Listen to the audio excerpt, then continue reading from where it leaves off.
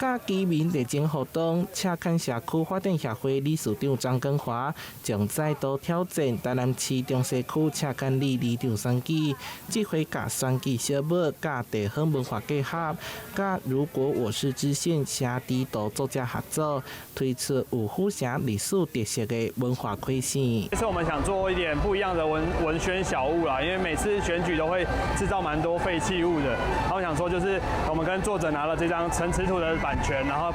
把赤崁里的範圍我們把它框出來，紅色地方就是赤崁里的範圍，然後讓大家可以知道他們自己住在哪裡，然後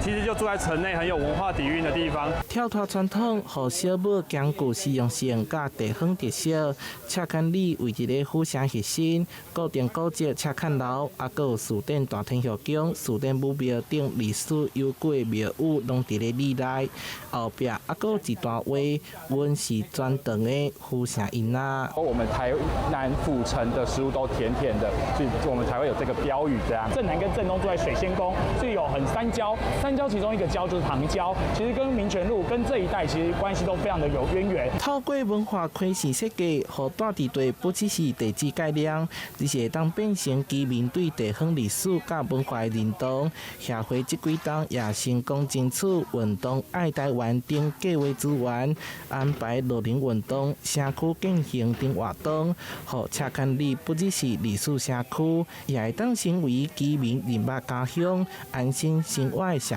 區。台南新聞收回採訪報道。